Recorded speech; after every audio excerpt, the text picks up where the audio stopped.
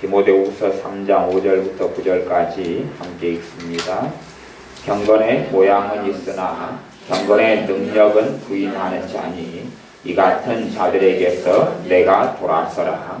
저희 중에 남의 집에 가만히 들어가 어리석은 여자를 유인하는 자들이 있으니 그 여자는 죄를 중히 지고 여러 가지 욕심에 끌린 바 되어 항상 배우나 마침내 진리의 지식에 이를 수 없느니라.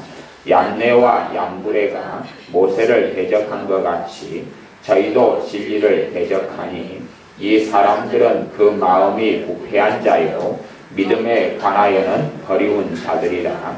그러나 저희가 더 나가지 못할 것은 저 두 사람의 된 것과 같이 저희 어리석음이 드러날 것임이니라.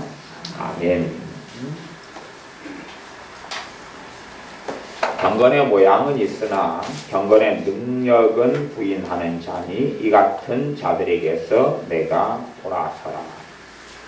경건의 모양은 있는데 경건의 능력은 없다. 그것을 종교인이라 그럽니다. 갈수록 이제 교회 안에는 종교인들은 많아져 갑니다. 물론 심지어는 목사님 중에서도 종교인들이 많아져 가고 장로님, 집사님, 권사님 중에서도 종교인들이 많아져 갑니다. 갈수록은 이제 주님 오실 때가 가까워 올수록 미혹의 영들은 많아지고 미혹하게 되는 일들도 많고 진리에서 떠나게 되는 일들도 굉장히 많습니다. 그래서 실제로는 경건의 모양은 갖추고 있을 수 있다 그 말입니다. 경건의 모양이 있다 해서 그 사람이 참된 신앙인이거나 주님의 사람이라는 보증이나 보장은 결코 되지 못합니다. 경건의 모양은 있다는 말은 기도 생활도 하고 찬송 생활도 하고 또 예배도 드린다 그 말입니다. 제가 간간히 보는 청년 하나를 엊그저께 성당 앞에서 보았는데 성당에는 들어가는 입구에가 마리아상을 세워놓고 있습니다. 그래서 제가 간간히 얼굴을 아는 청년이 마리아상 앞에서 절을 꾸벅하고 들어갔다가 또 꾸벅 절을 하고 나오는 것을 보았습니다. 성당에 커피 자판기가 있어서 제가 성당 안에 들어가서 그 자판기 커피를 한 잔 뽑아 먹는데 그 청년을 그렇게 보았습니다. 앞에 마리아상 앞에서 꾸벅 절을 하고 들어가고 십자성어를 긋고 들어갔다 나왔다. 기도하는 것처럼 보여지만 그들 안에는 정말 우상숭배로 가득한 거지. 그것처럼 실제로는 교회 안에서 예배도 드리고 기도도 하고 성경도 읽지만 하지만 경건의 능력 자체가 없을 수 있습니다. 경건의 능력이 있어야지만이 우리의 마음이 변하고 생각이 변하고 삶이 변합니다. 우리 자신이 나를 변화시키려고 애를 쓰는 그 삶 속에 내가 변화되는 것은 아닙니다. 우리가 스스로 변화시킬 수 있다면 보혜사 성령님을 주님께서 보내실 일도 없으실 것이고 주님께서 우리의 구주가 우리의 왕이 우리의 주님께서 영원토록 되실 이유도 없을 것입니다. 그러나 우리의 힘과 능력으로는 결코 우리 자신을 거룩하게 만들 수도 없고 우리 자신을 변화시킬 수도 없습니다. 그래서 경건의 능력이라는 것은 주님으로부터 오는 능력을 이야기합니다. 주님으로부터 오는 능력이지 내가 어떤 재능을 갖추거나 학식이나 학벌이나 아니면 돈의 능력을 통해서 어떤 것을 발휘하는 것이 아닙니다. 경건의 능력은 우리 자신이 예수님을 닮아가는데 그러한 예수 그리스도의 능력이 복음의 능력이 우리에게 나타난다 그 말입니다. 이 복음의 경건의 능력이 없는 사람들의 경향과 양상을 디모데후서 3장 2절부터 4절까지는 여러 가지로 이야기하고 있습니다. 그래서 이런 사람의 종류들하고 너희가 결별해라. 이 같은 사람들에게서 너가 돌아서라. 이게 사도 바울이 그의 영적 아들이자 주의 종이자 목회자인 디모데에게 하는 서신일 뿐만 아니라 우리에게 하는 말씀이기도 합니다. 정말 무서운 사람들이 교회 안에서 경건의 모양은 있지만 경건의 능력이 없어진 사람들이 정말 무서운 사람입니다. 불신자가 무서운 사람들이 아닙니다. 불신자는 우리가 예수님의 구원의 복음, 은혜의 복음, 용서의 복음을 전해야 될 대상자들이 됩니다. 그런데 믿는 사람이라고 하는 사람들 가운데 어떤 사람들이 끔찍하고 무섭냐 하면 3장 2절부터 4절까지의 경향을 가진 사람들입니다. 간략하게 본문만 읽어가면서 살짝 다루고 이제 오늘 중심되는 말씀으로 들어가겠습니다. 디모데후서 3장 2절부터는 그렇습니다. 사람들은 자기를 사랑하며,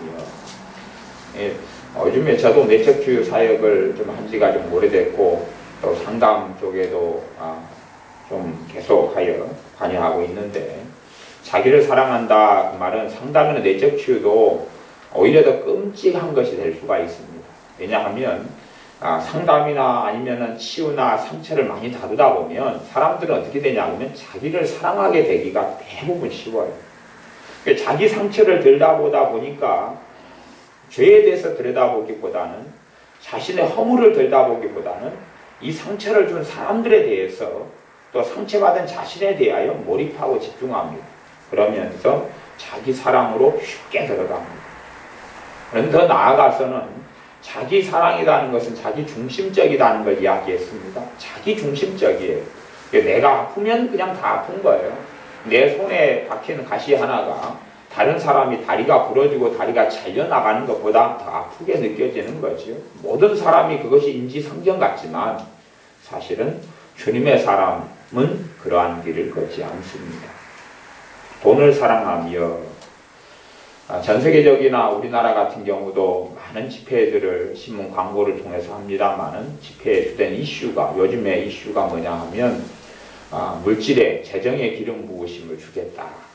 이 집회에 참여해서 안수를 받고 기도를 받으면 하나님께서 아주 천문학적인 돈을 부어주는 은혜를 준다. 그런 것이 이슈입니다. 근데 이것은 어떤 사람들이 끌리냐 그러면 돈을 사랑하는 사람들에게 끌립니다. 돈을 사랑하는 사람들은 돈을 더 얻기 위한 뭔가가 있다고 생각합니다. 그래서 하나님이 이용하여 돈의 사랑함을, 돈의 욕구를 충족시키려 그럽니다. 물론 돈은 꼭 필요하고, 또한 심지어 우리 자녀들에게도 하나님께 주시는 돈의 은혜가, 돈의 복이 필요할 때들이 있는 건 당연하고 사실입니다. 그러나 돈을 사랑하는 것이 일만 죄악의 뿌리가 된다는 주님의 말씀을 반드시 기억해야 됩니다. 돈을 사랑한다는 것은 우리가 어떻게 알 수 있냐 그러면, 돈이 없어지면 서럽고 슬프고, 돈이 없어지면 절망이 찾아오고, 돈을 내 손에 가지면 든든해지고, 그렇다면 사실은 우리에게는 많게나 적게나 돈을 사랑한다는 것입니다. 그런데 그거보다 훨씬 더 심각하게 나갈 수도 있습니다.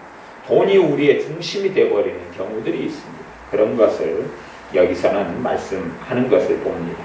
자긍하며 교만하며 회방하며, 자긍하며 교만하며, 자신을 높이며 자기를 드러내며 자기 영광을 위해 살며 자기 자랑을 하며, 그런 것이죠.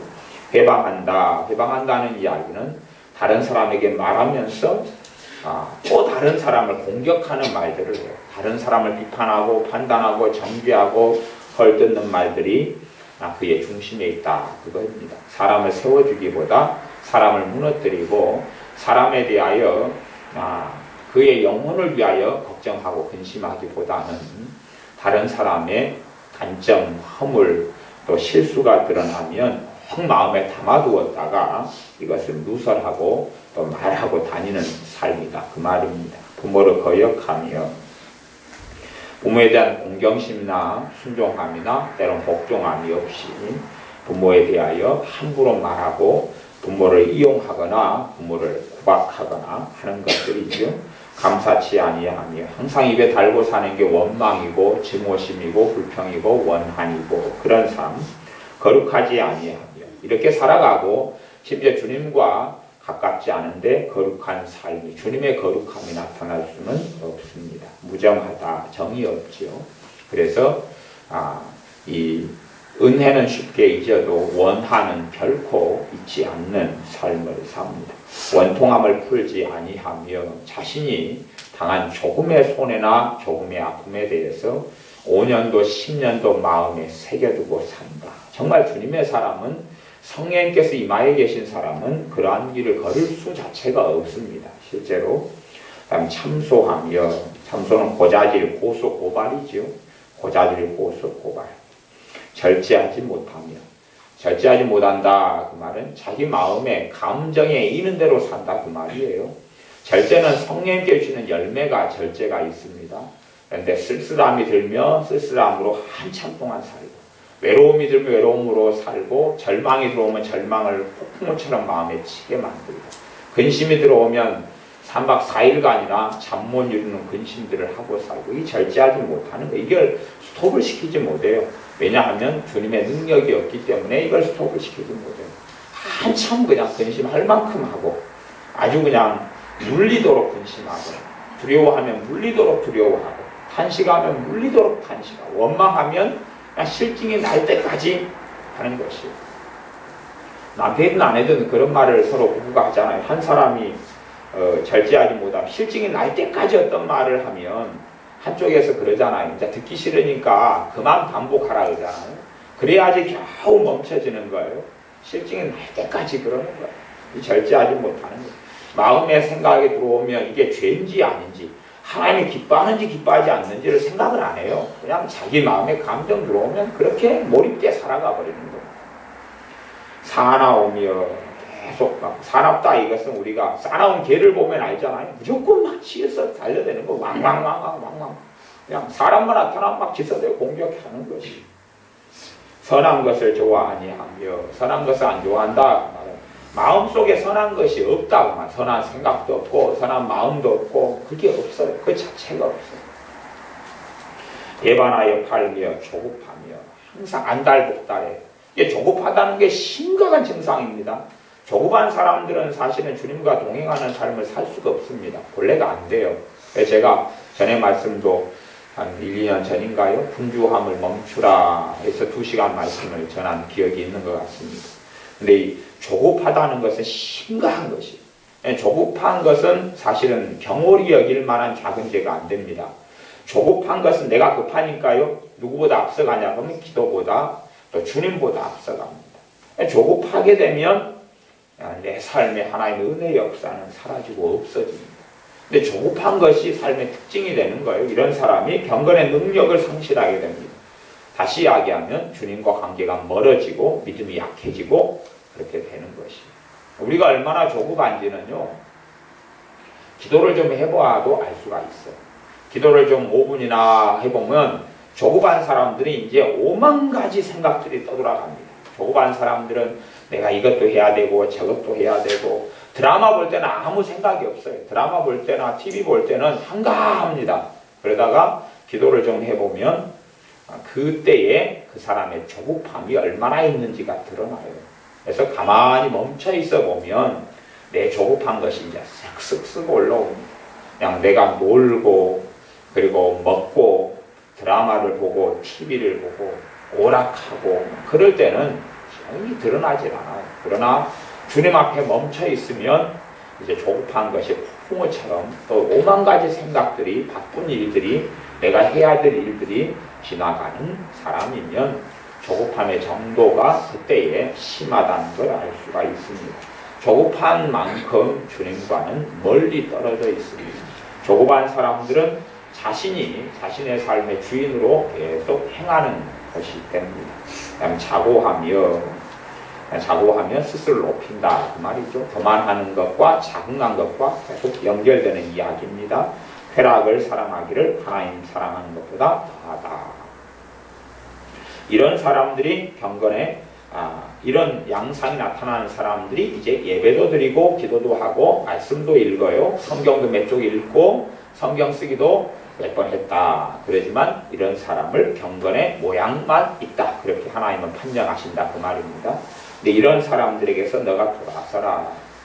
이게 종교인들이 사실은 교회 안에 굉장히 무서운 것입니다.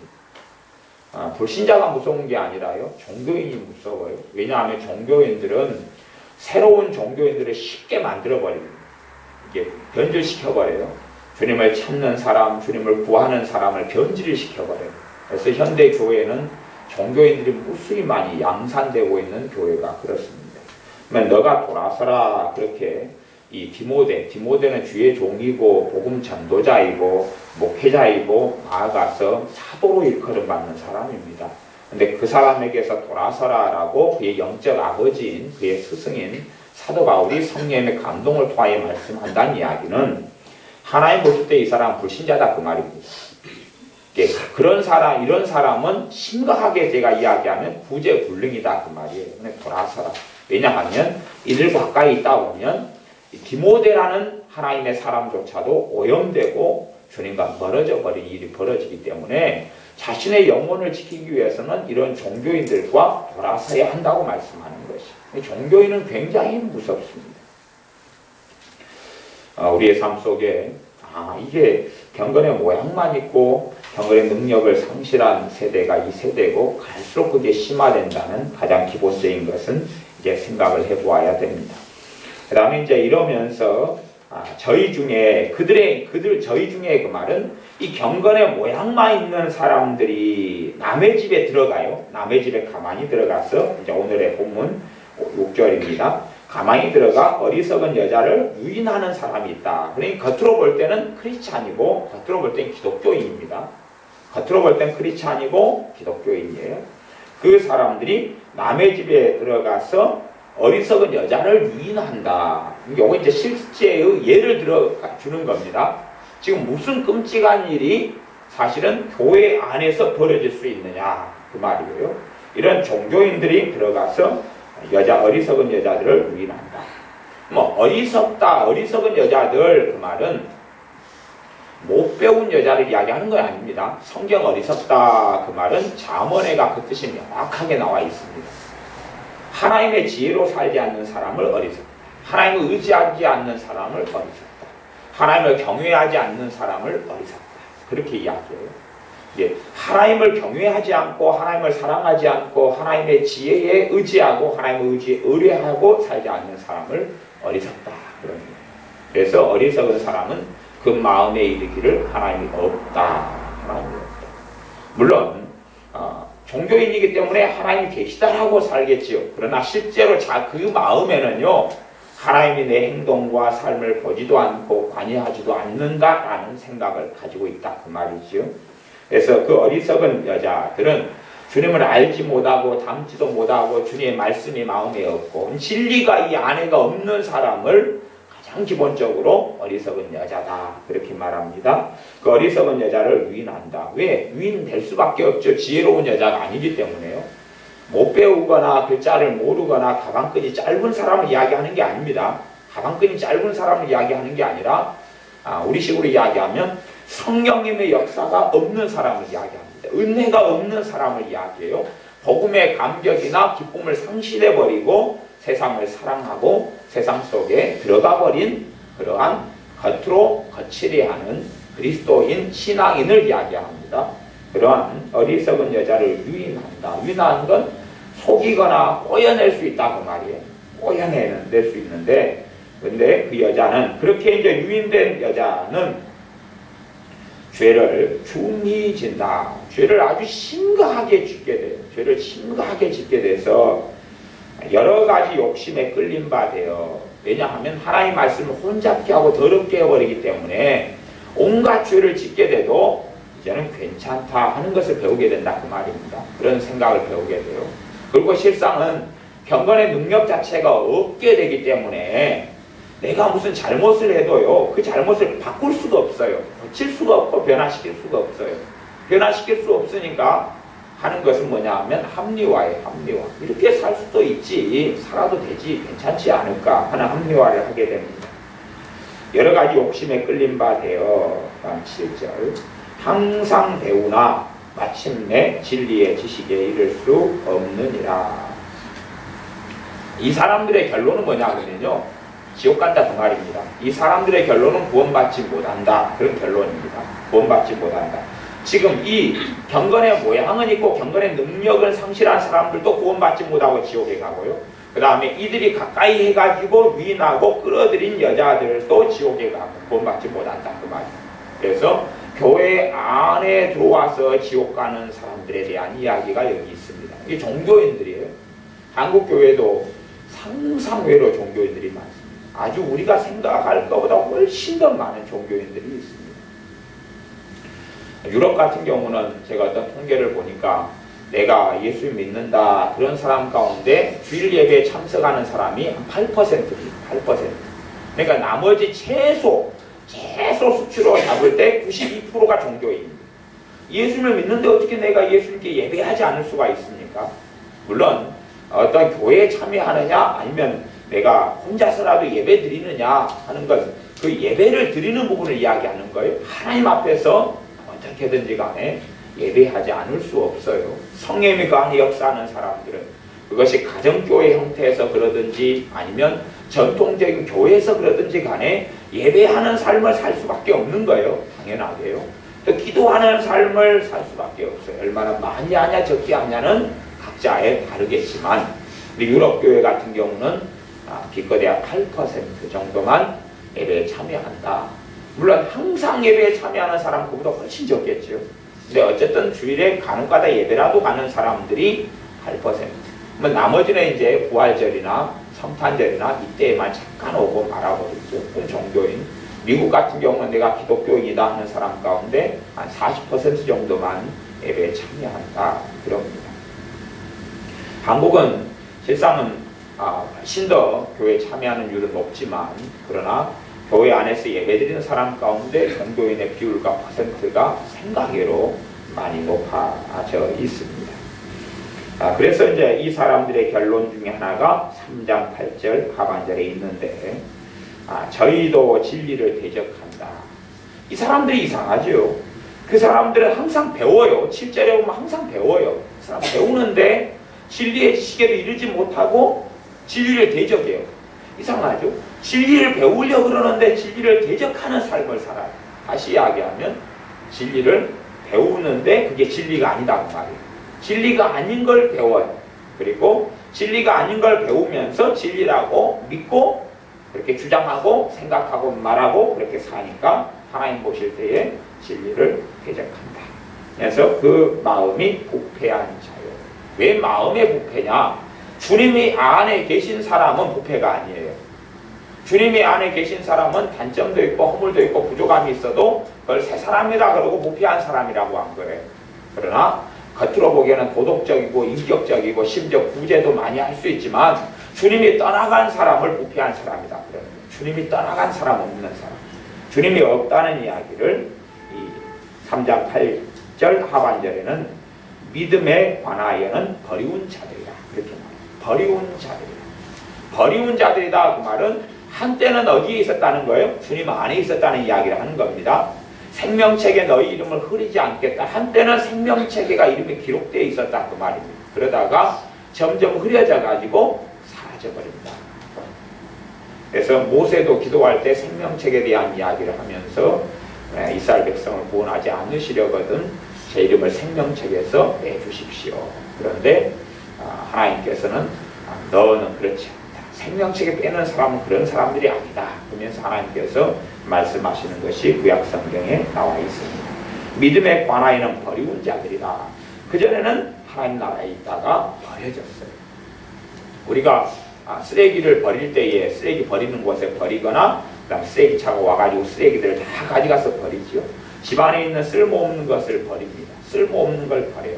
그전에는 집안에 들어가 있다가 우리가 아이들이 과자를 먹다가도 과자 안에 알맹이는 다 먹은 다음에 봉투 싼 것은 쓸모가 없으니까 쓰레기통에 넣어서 버리지요. 그것처럼 이제 버림을 당한 자들이 됩니다. 물론 교회 안에는 그대로 머물러 있어요. 갈속이 숫자는 계속 많아져가. 9절 그러나 저희가 더 나가지 못할 것은 저 두 사람의 된 것과 같이 저희 어리석음이 드러날 것입니다. 어리석음이 어느 때가 되면 이 땅의 삶 속에서나 주님의 심판자 앞에 섰을 때는 드러나게 됩니다. 사실은요, 우리도 경건의 모양은 있는데 경건의 능력을 우리도 상실해버릴 수가 있어요. 최근에 한국에는 부산에서 WCC 총회를 개최하려고 준비 중에 있습니다. WCC의 가장 극단적인 문제가 뭐냐 하면 종교다원주의예요. 종교의 화합과 일치를 추구해요. 일치를 추구하다 보니까 예수 그리스도의 구원의 유일성을 이제는 없애버려요. 다시 말하면 주님께서 말씀하시기를 내가 곧 길이요 진리요 생명이니 나로 말미암지 않고는 아버지께 올 자가 없느니라. 우리 주 예수님을 통해서만이 구원을 받습니다. 그 외에는 구원의 길이 없다. 그 말이 구원의 유일성, 예수 그리스도의 구원의 유일성이에요. 그런 WCC는 다른 종교를 포함하고 하나가 되는 걸 추구하기 때문에 구원의 유일성이라는 가장 중요한 복음의 핵심을 버려버려요. 그래서 이제 이 기독교계 안에도 보수와 진보가 있고 여러 종류의 세력들이 있어요. 그들이 함께 모여가지고 WCC를 그러면 한국교회에 전체적으로 인정해 주겠다. 대신에 우리가 1월 13일 선언인가 이걸 우리 공동 선언문을 만들자. 그래가지고 이걸 작성해서 이제 그걸 서로 그러면 너희들이 이 공동 선언문을 인정하면 우리가 너희들이 개최하는 WCC를 인정해 주겠다. 우리 공동 선언문을 만들었어요. 그렇게 했는데 그렇게 해서 그 선언문 안에는 뭐냐 하면 예수님을 통해서만 구원받는다. 그 조항을 그런 조항을 넣었어요. 그러니까 맨 처음에는 그럴듯하다가 조금 있다가 그 WCC에 관련된 세력이 정체를 드러내버립니다. 무슨 정체냐면 WCC에 관련된 가장 극심한 세력이 한국교회는 NCCK라는 곳이에요. 그것이 우리나라 유수의 9개 교단이 소속된 이런 그 단체입니다. 그러니까 뭐 여의도 순복음교회가 포함되는 이런 하나님의 성의 그 한 교단, 또 통합이라든지 뭐 그런 감리교, 성공회, 기장 막 이런 게 유수한 교단들이 포함되어 있는 거예요. 근데 거기 측에서 이제 말하자면 이건 우리 정신에 위배된다. 예수님만이 구원의 보장이고 유일한 구원을 가져온다는 것이 우리가 추구하는 정신에 위배되기 때문에 우리는 이 공동선언문을 인정할 수 없고 수용할 수 없고 이 선언문에게 사인한 사람 우리는 징계하겠다. 그렇게 했고 이거에 대해서 한국의 신학교들이 감신대 신학교, 또 한신대, 또 성공회 신학교 교수들이 들고 일어나가지고 이거 파기돼야 된다. 예수님만이 유일한 구원이 아니다. 그런 스토리를 가지고 또 이들이 기자회견하고 발표를 했단 말이에요. 그러면 도대체 이러한 우스운 시츄에이션 상황이 어떻게 왜 벌어지느냐? 봐보세요. 유명한 교수님들은 박사잖아요. 박사고 신학생들을 가리키는 박사들이에요. 근데 왜 도대체 이들이 예수님을 실제의 삶 속에 만나지 못하고 이런 얼토당토하는 말을 하고 행동을 할까? 행동을 하겠느냐? 왜 이 어떤 여자들은 항상 배우는데 마침내 진리의 지식에 이르지 못하느냐? 왜? 그래서 오늘 제목을 성경을 읽는 방법, 그다음 설교를 듣는 방법, 성경을 읽고 설교를 듣는 방법, 그렇게 제목을 정했습니다. 성경 우리가 읽을 때예요. 신학교 교수님들에 의해서 성경을 읽으면 성경이 깨달아지고 알아지지가 않습니다. 근데 문제가 되는 게 뭐냐 그러면 갈수록 종교인이 많아져가는 이유 중에 하나는 뭐냐 하면 또 우리도 얼마든지 그렇게 변질될 수 있는데 그 이유 중에 하나는 뭐냐 하면 내 지식이 증가되고 많아지면 내 지식으로 성경을 봅니다. 내 지혜로 성경을 봐요. 성경을 읽을 때 말씀의 은혜가 되고 꿀송처럼 달아지고 말씀을 읽다 보면 눈물이 나고 감격이 되고 이런 성경을 통해서 하나님의 은혜를 주시는 것을 믿는 사람들은 다 받을 수 있고 또한 다 누리고 살아야 됩니다. 하지만 실상은 그 은혜를 누리는 사람은 소수에 불과하고 소수도 신앙의 연륜이나 신앙생활 했던 세월이 오래된 사람이 아니라 오래 안 된 사람들이 대부분 많이 누립니다. 그 중에 이유는 뭐냐 하면 신앙생활이 별로 안 된 사람은 자신의 무지를 압니다. 성경을 설교도 들은 풍월이 적고 교회에 참여한 것도 적고 예배드리는 숫자도 적기 때문에 말씀을 읽을 때에 내가 이해할 수 없다고 겸비한 마음으로 엎드립니다. 그리고 하기 때문에 말씀을 읽을 때에 성령님께서 도와주시고 역사합니다. 성령님은 진리의 영이시기 때문에 그렇습니다. 그런데 신앙 연수가 좀 되면 성경을 읽는 사람들이 내 자신의 지식이 있고 지혜가 있기 때문에 또 자신이 아는 게 있기 때문에 그걸 의지합니다. 그리고 성경을 읽습니다. 특별히 교회 안에는 지성인들도 많아졌고 지식을 가진 사람도 많아졌고 대학 학벌을 가진 사람도 많아져서 자신이 스스로 성경을 이해할 수 있다고 생각합니다. 심지어는 목회자들 같은 경우는 이 어리석음이 훨씬 더 많은 경우가 있어요. 왜 많냐 그러면 신학교를 나왔고 신학대학원을 나왔고 가방끈이 목회자들 같이 긴 사람들이 없습니다. 가장 많은 학벌을 가지고 있는 분들이 주의종 목회자들이에요. 그렇기 때문에 훨씬 더 많은 지식을 가지고 있습니다. 지식이 많으면 지식은 교만하게 한다고 나는 신학을 공부했기 때문에 나는 이 성경을 다 이해하고 알 수 있다. 다는 아니지만 내가 연구하고 조사하면 알 수가 있다 그러는 것입니다. 이단과 사이비가요. 기독교계의 이단과 사이비는 다 성경 읽다가 나왔습니다. 성경 안 읽고 불경 읽다가 도경 읽다가 그러다가 이단 사이비 기독교의 이단 사이비는 그래서 나온 적이 없습니다. 다 성경 읽다가 나왔습니다. 왜? 진리의 말씀, 하나님의 말씀을 읽다가 왜 이단 사이비가 나오느냐? 당연한 거지요. 왜냐하면 자신의 교만으로 성경을 읽었기 때문에 그때 귀신이 역사하는 겁니다. 귀신이 깨달음처럼 희열을 주고 미혹을 주고 잘못 오해시키고 곡해시키는 거예요.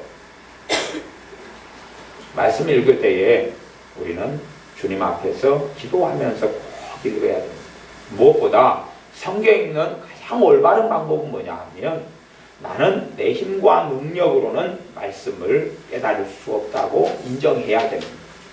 그냥 겉으로만 인정하느냐 아니면 정말 속에서 그렇게 느끼고 인정하느냐 하는 것은 하나님이 보실 것이고 그 부분이 인정될 때에 말씀을 읽으면 말씀을 깨닫게 하시며 알게 도우시는 성령님께서 일하십니다. 그러나 내가 내 힘으로 성경을 읽는 삶 속에 계속 들어간다면 말씀과 나하고는 상관이 없고 시간이 좀 흘러가면 성경은 고루하고 지루하고 읽기 싫은 것 또 성경은 수면제로 전락하게 될 것입니다. 물론 이제 이 종교인으로 흘러가는 사람들 가운데는 하나님의 말씀에 아무 관심이 없는 사람들이 있어요. 아무 관심이 없어요. 아무런 하나님의 말씀은 하나님의 뜻이 계시된 거고 하게 해주고 우리 주 예수 그리스도가 누구신가를 알게 해줘요. 그런데 말씀에는 아무 관심이 없는 사람들이 있어요. 그런 사람들은 사실은 심각한 상황에 처해 있는 사람들입니다. 하나님의 말씀에 아무 관심이 없는 사람들은 무서운 자리에 처해 있는 사람들입니다. 왜냐하면 하나님을 사랑하지 않으면 하나님 말씀에도 관심이 없죠. 하나님을 사랑하지 않으면 하나님 말씀에도 관심이 없습니다. 당연한 것이죠. 그렇기 때문에 성경을 가까이 할 수밖에 없는 게 신자의 삶입니다. 물론 이제 좀 더 다른 이야기를 할 거기 때문에 그것만으로 결론이 다 지어지지는 않습니다. 일단은 성경 읽는 방법은 뭐냐 하면 저나 여러분이나 다 공히 하나님 말씀 앞에서 우리가 무지함을 인정할 수밖에 없다는 사실입니다. 제 자신이 성경을 많이 읽어오기도 했고 신앙생활 연수는 그래도 한 40년 가까이 되니까 제가 성경을 나는 좀 안다라고 생각하고 말씀을 읽으면 저 자신도 어리석음에 빠져들고 맙니다.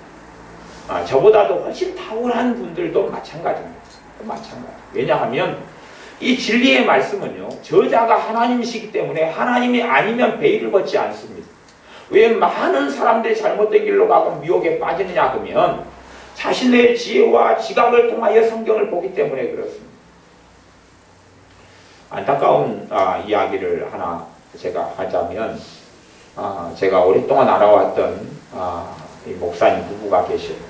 60대 후반이 되시고 또 정말 존경했던 그분 한 20년 가까이 알았던 목사님 사모님이 계시고 우리 교회에서도 부흥 집회를 그 목사님 사모님들을 모시고 이렇게 했잖아. 1년에 한 차례씩은.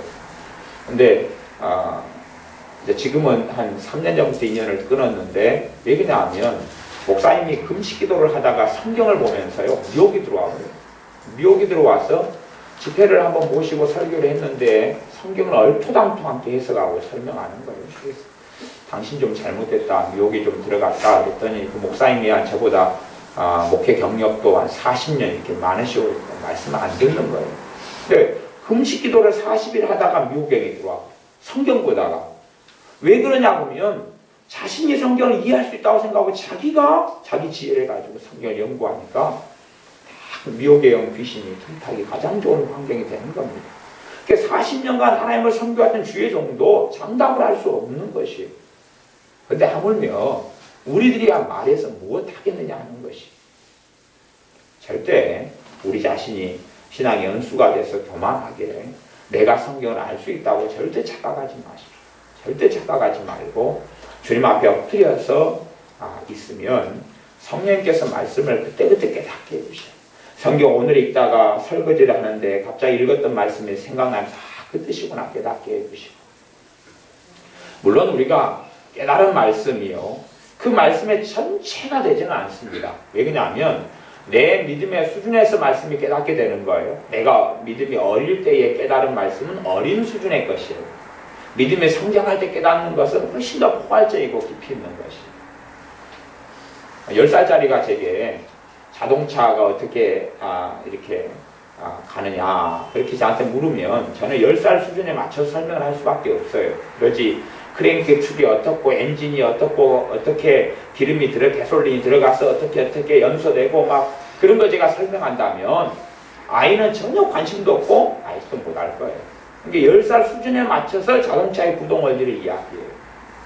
5살짜리가 엄마 아이는 어떻게 태어나요? 그러면 5살짜리의 수준에 맞추어서 설명을 해줘야 되지. 뭐 정자가 어떻고 난자가 어떻고 뭐가 어떻고 그러면 안 되는 것이에요.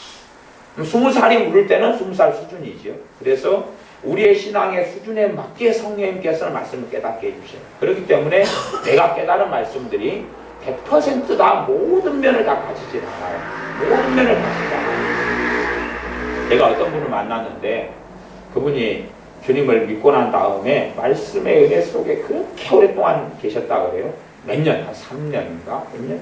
말씀이 얼마나 깨달아지고 꿀송처럼 달아지고 알아지고 막 그래요. 그래가지고 연수가 이제 한 20년이 흘렀어요. 20년이 흘렀어요.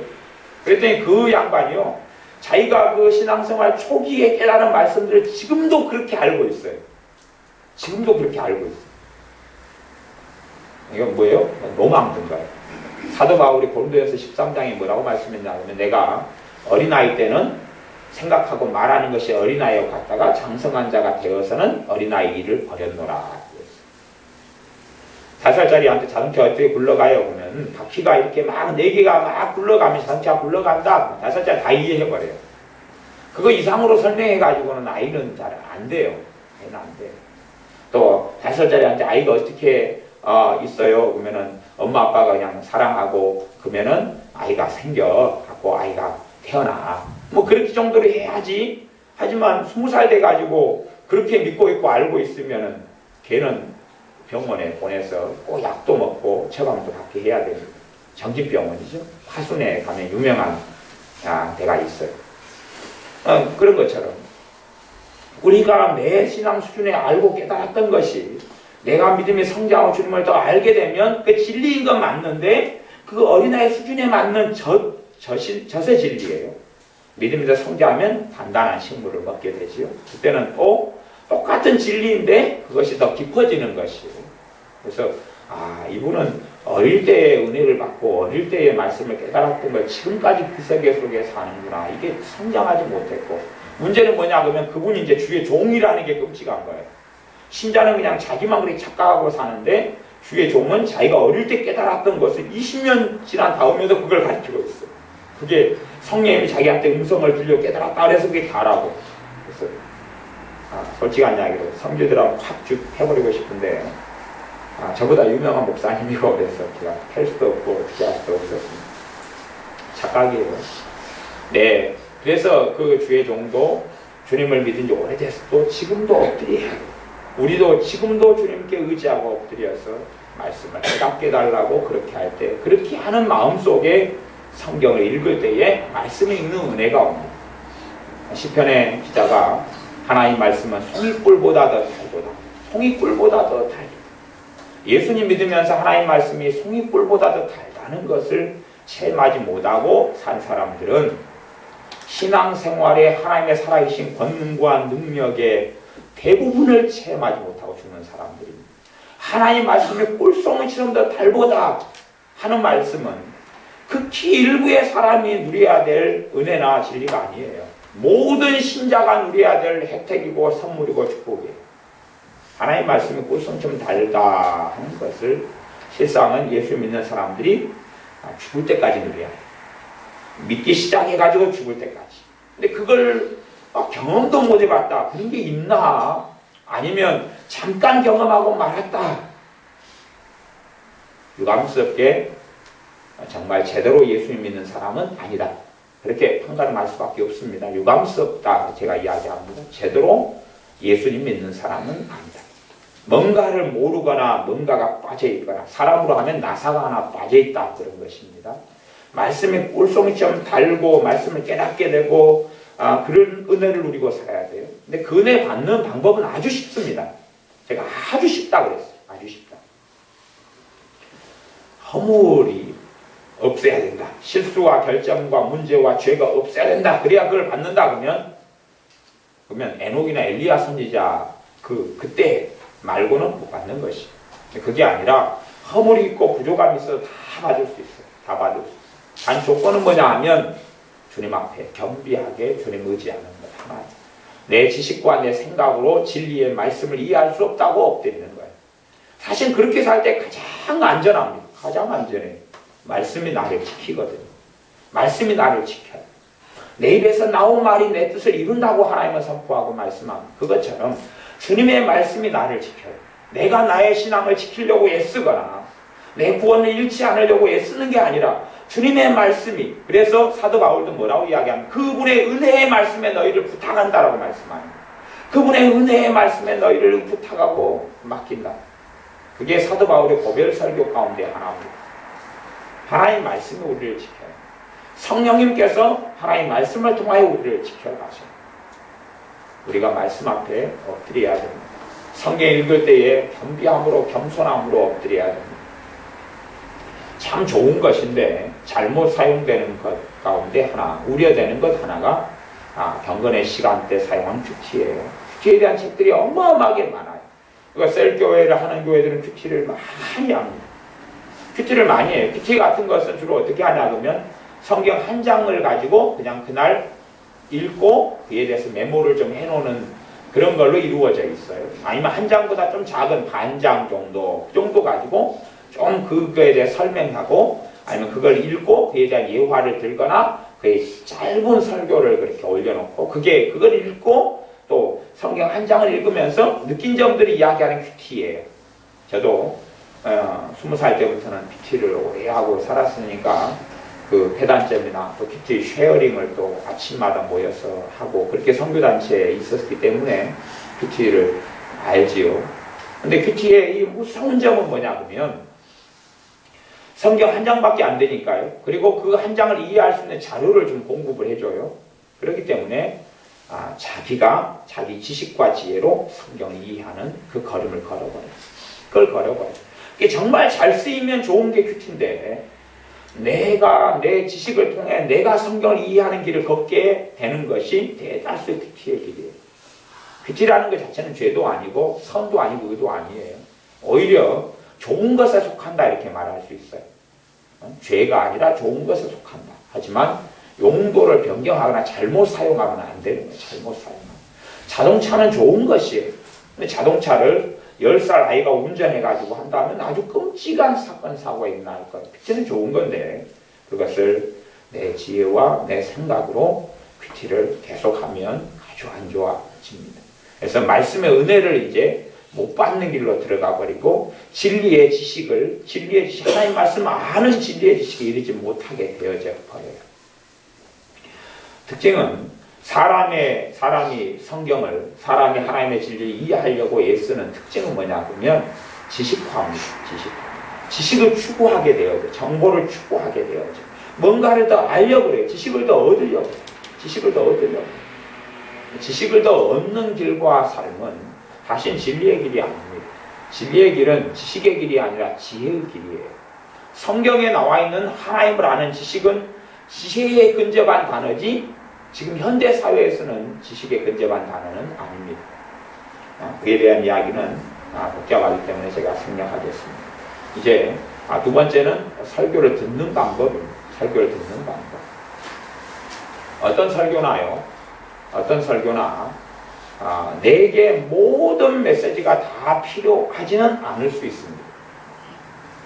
다시 이야기하면 설교를 들을 때에 주님과 함께 듣지 않으면 사실은 문제가 생깁니다. 설교를 들을 때 주님과 함께 듣지 않으면 그 설교가 아무리 성령 하나님의 감동과 역사 속에 나타났다 할지라도 내게는 큰 생명의 양식이나 주님을 닮아가는 은혜가 되지를 않습니다.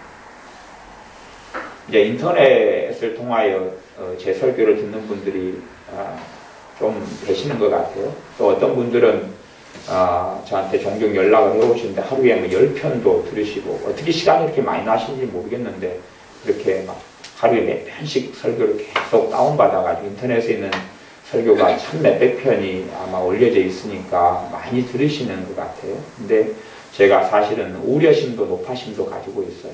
왜냐하면 아무리 성령의 역사를 통하여 설교가 됐다 그래도요, 설교를 들을 때에 이게 기도 없이 듣는 설교는 지식화로 흘러갑니다.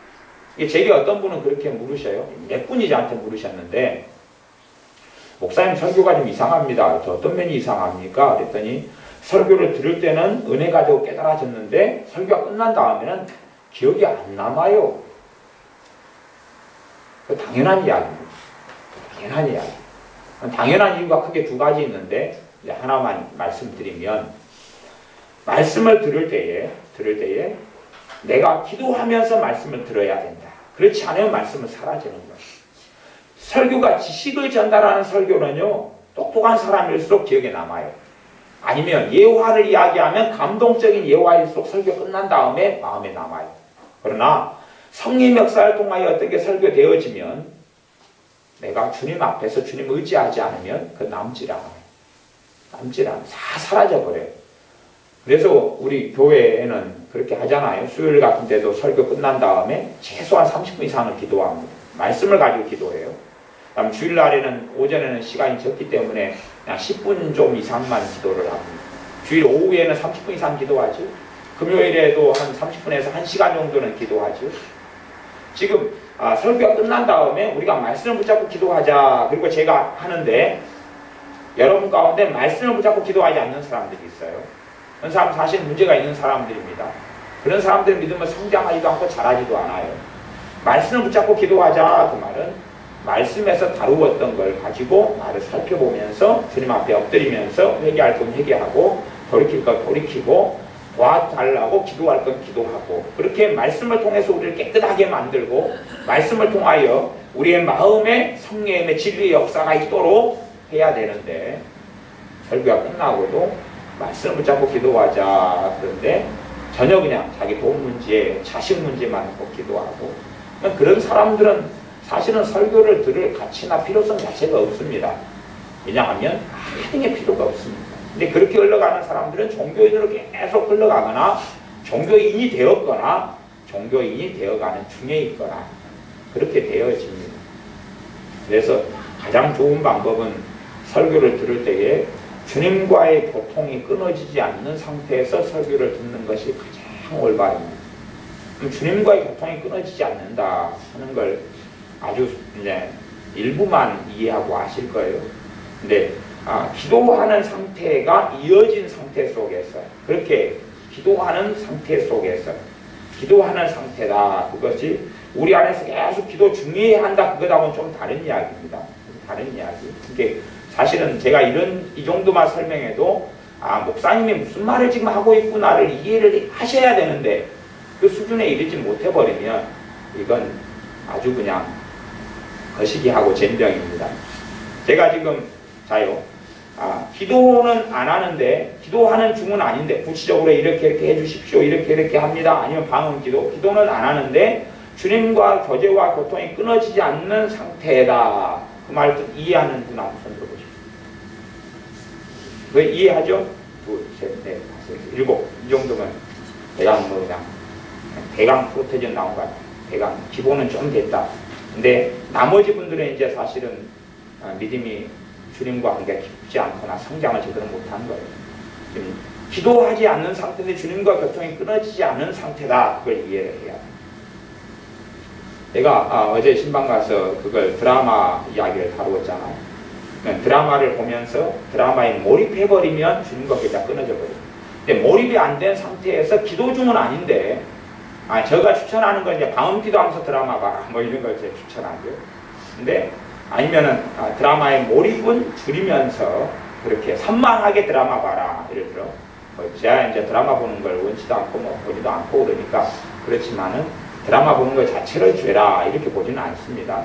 얼마든지 볼 수 있는 오락거리에 속하는데 주님과 교통이 끊어져 버린 상태에서 드라마 속에 들어가 버리면 그 자체가 우상이 되어버립니다. 그래서 은혜를 많이 까먹고 손해라죠. 다시 회개하고 엎드리면 다시 은혜가 회복이 됩니다. 어쨌든 주님과 교통이 끊어지지 않는 상태 속에서, 아니 그게 뭔지를 모르고 그 수준에 오지 않은 분들은 기도하면서 주님을 의지하면서 설교를 들어야 됩니다.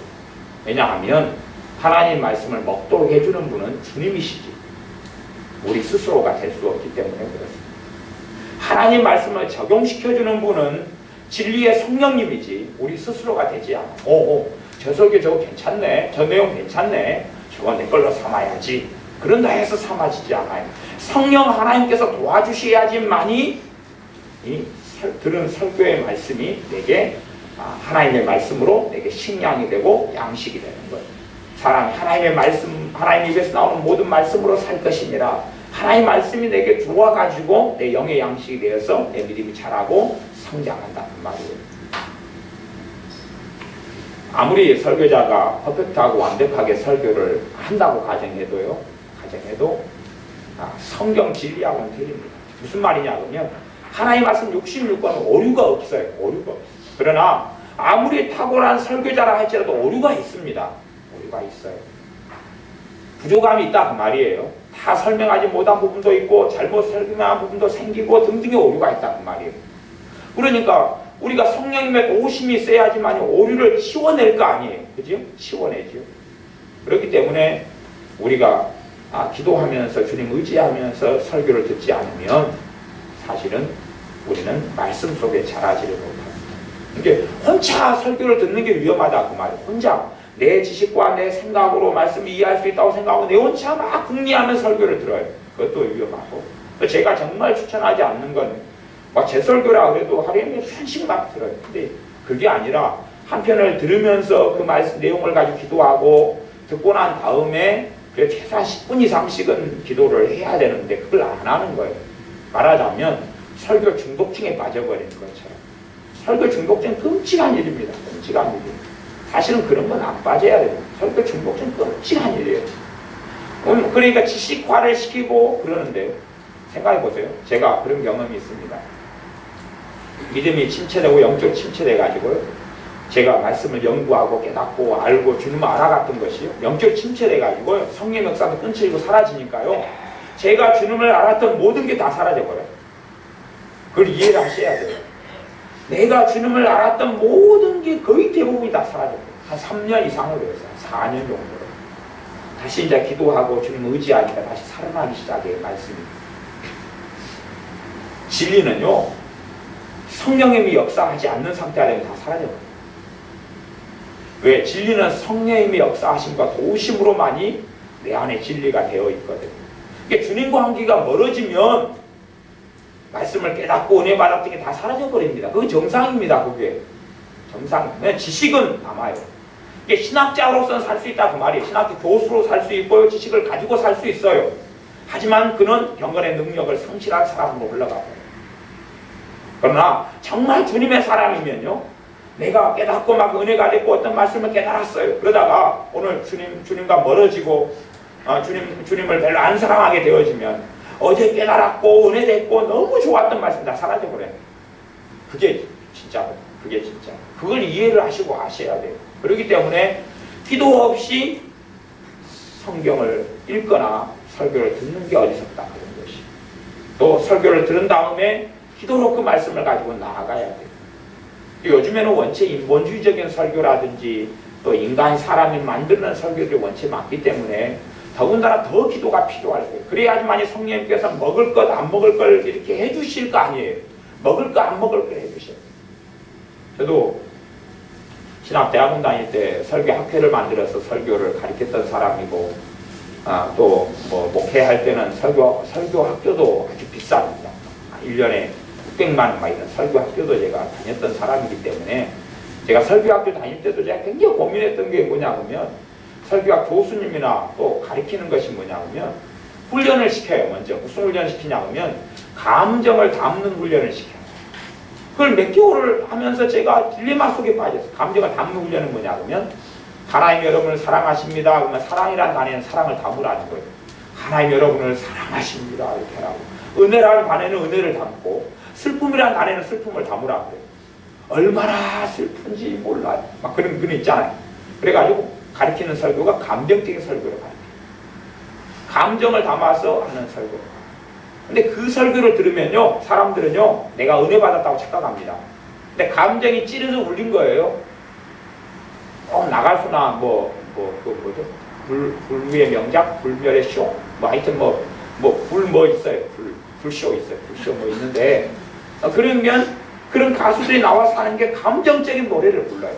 그러니까 제가 어쩌다가 한번 그 고속도로 타고 버스를 타고 어딜 가거나, 그러면 그게 한번 방송되거나 어디서 청한 어떤 장면을 보면 관객이 한번 비춰지는 걸 보는데 관객이 울고 있어요. 제가 듣기에는 정말 유치한 노래를 부르고 있거든요. 근데 관객은 울고 있어요. 그래서 부르는 인간이나 울고 있는 인간이나 왜? 감정을 막 자극해버리기 때문에. 그러니까 설교가 감정을 자극하는 설교들이 갈수록 많아집니다. 600만 원짜리, 1년에 600만 원짜리 싼 겁니다. 1000몇백만 원짜리 이런 설교 이런 컨퍼런스, 세미나, 학교들이 굉장히 많아졌어요. 거기에서 감정적인 설교를 예를 들어 가르쳐요. 그게 대부분 기본 컨셉입니다. 그걸 은혜 설교라고 표현해요. 표현하기를. 감정을 계속 설교하니까 내가 기도 없이 성령의 도우심 없이 설교를 들으면 온갖 쓰레기가 다 들어와요. 그래서 거꾸로 종교인으로 내가 흘러가버려요. 이게 여러분들이 누구의 설교든지 간에, 특별히 저는 더 심각한 것은 이 CTS라든지 CBS 이런 것은 거의 이 NCCK라는 종교다원주의 굉장히 그렇게 많이 넘어갔습니다. CBS는. 그래서 기사들이나 CBS 기독교 방송에 나오는 스토리를 보면 그렇게 깨끗하지 않아요. 정보 지식도 건전하지 않고 막 더러운 게 막 섞여 있고 그래요. 한겨레 신문 완전히 더러운 거, 거짓말로 온갖 일관된 거하고 똑같아요. 그저께 한겨레 신문 전면 기사에 누구 이야기가 나왔죠? 전에 안기부 여직원 61개 댓글이 야당 후보를 공격하는 댓글이 달렸다. 그런 걸로 전면 기사가 떴는데요. 그 내용은, 댓글의 내용은요, 상식적인 수준에서 멈춰 있어요. 댓글의 수준은 별거 아니에요. 김정은 정권 잘못됐다. 그런 이야기. 야당 후보 공격하는 게 하나도 없었어요. 근데 거짓말만 하는 거예요. 한겨레 신문 원래 그렇거든요. 한겨레 신문 구독하는 사람 이런 부분 철저하게 얘기하셔야 돼요. 그리고 완전히 종북주의 빨갱이 신문이거든요. 온갖 거짓말을 다 만들어내는 거, 그거 들다 보면서 거짓으로 이 안에 무장되고, 이렇게 한겨레 신문 보는 사람들이 성령 충만하게 살 수는 없습니다. 거짓말 맨날 먹고 불량식품 맨날 먹는데 건강하게 사는 게 말이 안 되죠. 거짓말을 먹으면 이간질, 거짓이 요 안에 들어오는데, 거짓된 정보들, 제가 인터넷에서 돌아다니는 정보들 신뢰하고 믿고 너무 받아들이지 마셔요. 그거. 얼마나 어리석습니까? 신문기사, 뉴스들 그렇게 신뢰하지 마셔요. MBC든지 KBS든지 이게 별로 신뢰만하는 게 없어요. 정보라는 게, 뉴스라는 게요. 이게 최대한 보시려면 정말 깨끗하고 거짓말을 안 하는 것들을 기도하며 찾으시고, 기도하면서 뉴스도 보시고 정보도 보셔야 돼요. 더군다나 더 그러셔야 할 것은 설교 듣고 하나님의 말씀을 듣는 거예요. 그래서 성령님께서 내게 맞는 옷으로, 음식으로 만들어 주셔요. 그러지 그냥 CTS 같은 괜찮은 기독교 방송이라도 하루 종일 그 CTS 설교만 틀어놔요. 자기 믿음이 성장할 것처럼. 그걸 병 중에 병이다. 병 중에 병. 병 중에 병이 뭔지 아시죠? 네, 그 병이 있어요. 거시기 병이에요. 병 중에 병이에요. CTS 설교만 계속 듣나 영적으로 병 들어가 버립니다. 이 가장 기본적인 걸 몰라요. 말씀이 있으면 그 다음에 뭐 해야 돼요? 기도를 해야 돼요. 그 말씀을 가지고 회개해야 되고, 그 말씀을 깨닫게 해달라 해야 되고, 그 말씀이 내게 성령님께서, 진리의 성령님께서 역사하셔야지만 그 말씀이 진리가 되는 거예요. 설교도 그래요. 그 다음 제가 아는 어떤 분은 하루 종일 성경 테이프만 틀어놔요. 근데 말씀 하나도 모릅니다. 깨닫지도 못하고 알지도 못하고 말씀 안 나면 교만 속에 들어가고 문제가 영적으로 심각해져요. 그게 아니에요. 말씀을 기도하면서 한 절이라도 읽고 주님 앞에 엎드리고 의지하고 주님 만날 때까지, 우리가 이 땅을 떠날 때까지, 아니면 주님 오셔서 주님 배울 때까지요. 저나 여러분이나 성경 한 절이든 두 절이든 내 힘으로 이해할 수 없다는 걸 철저히 깨달으셔야 됩니다. 나를 떠나서 너희가 아무것도 할 수 없느니라. 주님이 아니면 성경을 이해할 수 없다는 진리를 정확하게 아셔야 돼요. 그래야지만이 우리가 우리의 믿음을 유지하고 또 말씀의 능력을 체험하고 살아갑니다. 하나마다 천부에서 말씀드리자면 기도도 마찬가지예요. 우리의 능력으로 기도할 수 없다는 걸 깨닫고 기도를 도와달라고 그 마음으로 기도할 때에 성령 하나님께서 우리 기도를 도와주시고 주님께서 우리의 기도 가운데 능력으로 역사해 주십니다. 그러한 참된 겸손함이 우리에게 꼭 필요합니다. 성경 읽을 때에, 설교를 들을 때에 말씀을 가지고 기도 없이는 듣지 않도록. 근데 기도 없이 듣지 않도록 보니까 기도도 안 하고 안 듣고 안 읽으려한다 그러면은 이분 환장합니다. 그게 아니고 꼭 기도하면서 말씀을 읽고 기도하면서 말씀을 듣고 그리고 말씀 읽은 다음에 그 말씀을 가지고 기도하고. 신앙서 읽는 방법도 이야기했죠. 신앙서 읽기는 온갖 군더더기와 잘못된 것, 옳은 것 막 짬뽕이 되어 있는 게 신앙서 읽기예요. 신앙서 읽을 때 기도 안 하고 읽어버리면 지식화돼가지고 교만해지고 그래서 잘못된 데로 흘러가버려요. 이 기도하면서 읽고 기도하면서 읽고 기도하면서 읽고 그래야 돼요. 그래야 돼요. 제가 지금에 와서는 더 그래요. 신앙서적 읽으면은 요즘에는 추천해달라고 제가 옛날에 예를 들어 한 20년 전이다 신앙서 추천해달라고 하면 리스트를 쫙 뽑아줄 수 있었어요.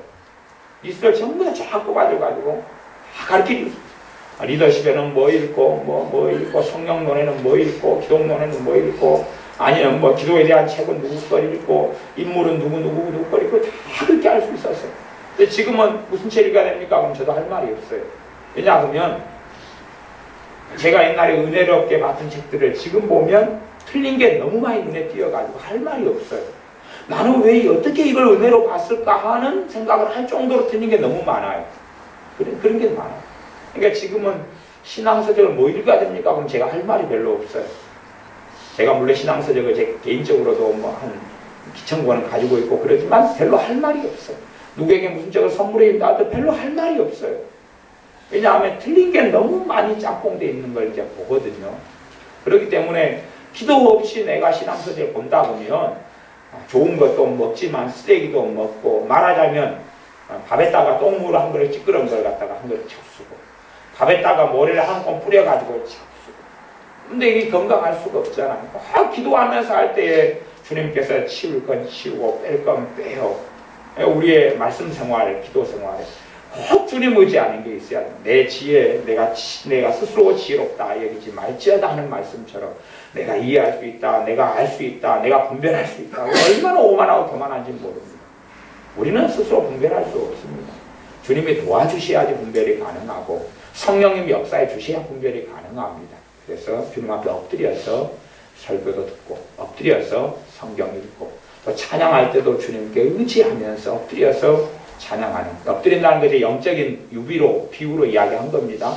그렇게 마음 자세 가운데 그렇게 할 때에 진리의 말씀이 성경을 읽을 때나 들을 때나 또 나아가서 큐티를 하시는 분이면 큐티를 할 때에 말씀을 주님이 깨닫게 해주시고 알게 해주시고 믿음이 자라게 해주시고 회개가 일어나게 해주시고 주님을 닮아가도록 마음과 삶의 변혁을 주님께서 일으켜 주실 것입니다. 기도하겠습니다. 갈수록 우리의 지식이 많아져 가고 정보가 많아져 가면서 우리가 교만해져 가고 오만해져 가며 스스로 지혜로운 척 하고 살아가는 것이 너무나 많음을 고백하며 회개해야 합니다. 우리의 지혜로 살지 않게 하시고 우리의 학식과 지식으로 살지 않게 도와주시옵소서. 우리가 신앙의 연수를 자랑하며 우리가 듣고 배웠던 지식으로 설교를 듣거나 말씀을 읽은 것을 회개해야 합니다.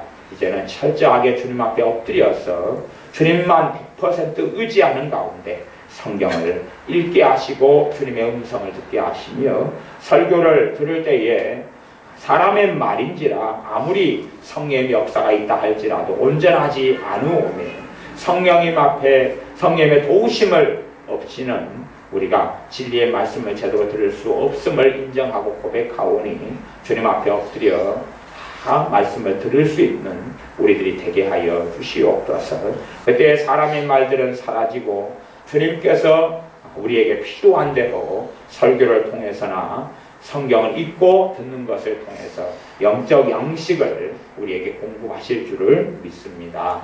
예수님의 이름으로 기도하옵나이다. 아멘.